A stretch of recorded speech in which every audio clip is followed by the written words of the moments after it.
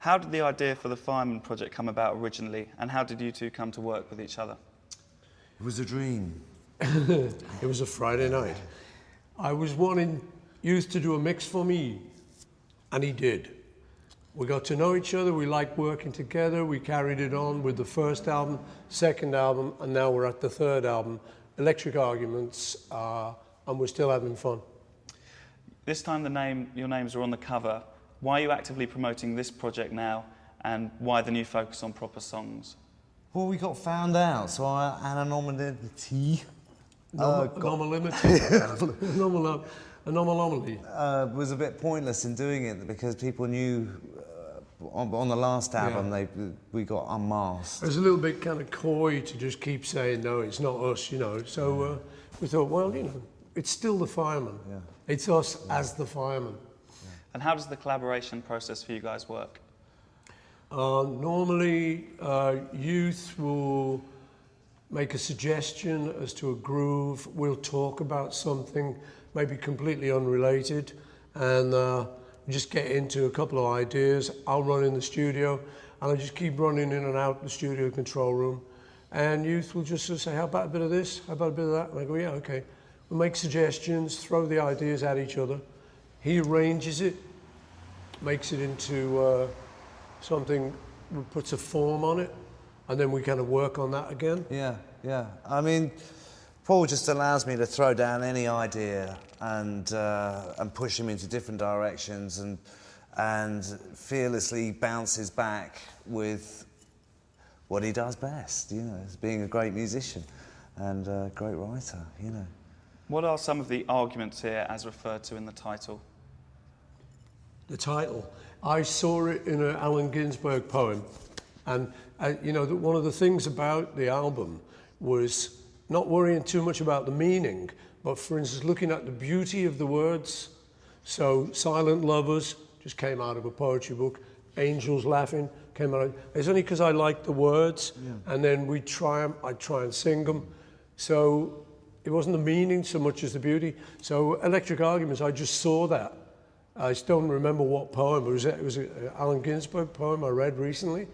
And I just liked those words, and it seemed to fit with what we've been doing. And we were using those beat poet techniques of cut up and random sort of I ching, throw it down, see where it lands, and a lot of the process was like that anyway. So. Improvisation. Nothing Too Much sounds like quite an angry track. Is it an angry track, and is it exciting to rock out like that? It's very exciting to rock out like that. I love to do that. No, we had the groove, so any anger is really probably coming off the groove. It was just a heavy, dirty groove. We've been talking about doing some of that, so we did that. And then the title comes from a friend of mine from the 60s, a guy called Jimmy Scott, who was the original guy who said, "Oblada, life goes on, brah." And the other thing he used to say, you'd say, "Too much." He said, "Nothing too much, just out of sight." So I always remembered that, and I was talking to Youth about it. I said, well, that's a title. So we then, you know, threw that at it. And when Paul gets a character and does a vocal take, he does kind of lose himself in that and just goes off on this performance, and often he has to hear it back to remember what he's done. He's totally outside of the realm of thought and consideration, just fully involved in that performance. And it's that voice too, you know, when you're doing a wah, it's not your normal voice. So it's like a kind of gospel-y, Little Richard inspired. And I used to say to John, we talk about it, I'd say, you know, it comes out the top of my head somewhere. And he'd say, oh yeah, and he'd always remember that. And I was trying to do the vocal on the Beatles record, Kansas City, and I wasn't getting it. Kansas, Kansas. And John came down from the control room, he just whispered, he said, comes out the top of your head, remember?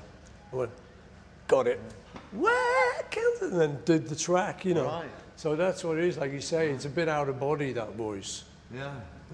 Between your classical work, solo work, and this project, The Fireman, you obviously like to move between different genres. The thread between this is obviously you. Is there any way you characterise the essential thing that you bring to these projects?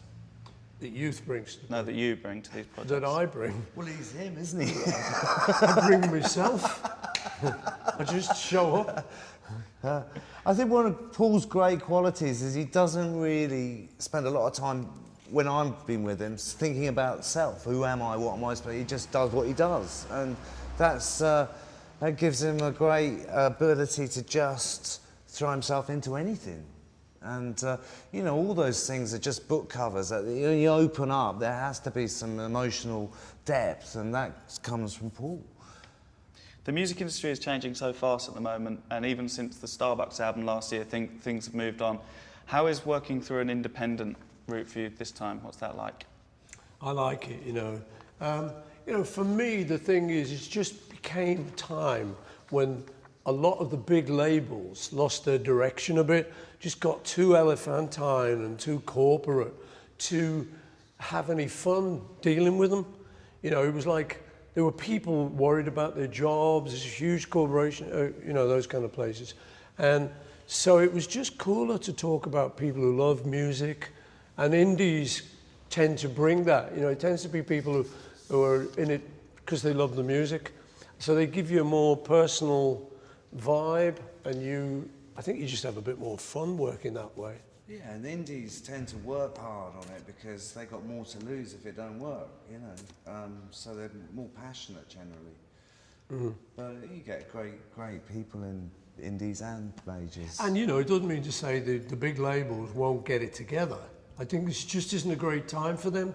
I think, you know, we're downloading everything. They haven't quite figured out how they're going to deal with it. I think that when they do, I think, you know, they'll also figure out how to get a little less corporate and just go back to the roots of what the music was about. Great, thank you.